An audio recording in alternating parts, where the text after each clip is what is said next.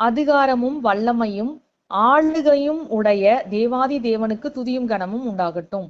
இந்த நாள் ஜெபிக்க வேண்டிய வேத வசனம் 2 தீமோத்தேயு 2 அவரோடே கூட பாடுகளை சகித்தோமானால் அவரோடே கூட ஆளுகையும் செய்வோம். துதிப்பதற்கு தானியேல் 4 உன்னதமானவர் மனுஷருடைய ராஜ்யத்தில் ஆளுகை செய்து தமக்கு சித்தமாய் இருக்கிறவனுக்கு அதை கொடுக்கிறார். தனக்கு அதிகாரமோ ஆளுமையும் கிடைக்கணும்னு விரும்புற அநேகர் இந்த பூமியில இருக்காங்க. தான் மாத்திரம் இல்ல, தான் சந்ததியும் நல்ல ஒரு உயர்ந்த நிலையில இருக்கணும், நல்ல ஒரு பொசிஷனுக்கு வரணும்னு அநேகர் ஆசைப்படுவாங்க. அது தவறில்லை.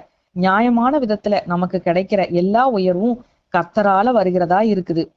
கர்த்தரால ஒருத்தர் உயர்த்தப்படும் போது நிச்சயமாகவே அது அவங்களுக்கு மேன்மையும் நன்மையும் கொண்டு வரும். இந்த உலகத்தின் அதிபதியும் தனக்கு வேண்டியவங்களை அநீதியின் வழிகள்ல அதிகாரத்துல உயர்த்தி வைக்கிறத நாம பார்க்கிறோம்.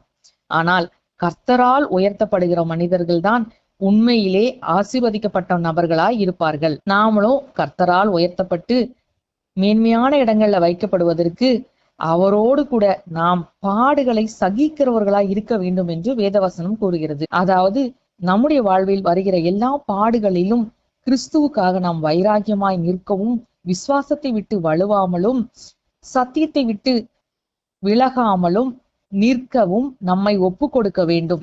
அப்படிப்பட்ட வாழ்வு நாம் வாழும் பொழுது நிச்சயமாகவே தேவனால் நாம் உயர்த்தப்படுவோம். எனவே இந்த நாளில் நாம் அவரோடு கூட பாடுகளை சகிக்கக்கூடிய மன உறுதியையும் பலத்தையும் கர்த்தர் கொடுக்க வேண்டும் என்று ஜெபிக்கலாம். எந்த சூழ்நிலையிலும் விசுவாசத்திலும் இருந்தும் சத்தியத்தில் இருந்தும் விலகாமல் அதிலே நிலைத்திருக்க ஆவியானவர் நமக்கு கிருபை செய்ய வேண்டும் என்றும் ஊக்கமாய் ஜெபிக்கலாம். துதிக்க வேண்டியது உன்னதமான தேவன் தம்முடைய சித்தத்தின்படி தாம் விரும்புகிற தம்மால் தெரிந்து கொள்ளப்பட்ட நபர்களுக்கு ஆளுகையையும் அதிகாரத்தையும் கொடுக்கின்றபடியால் அந்த நல்ல தேவனை உயர்த்தி துதிப்போம்.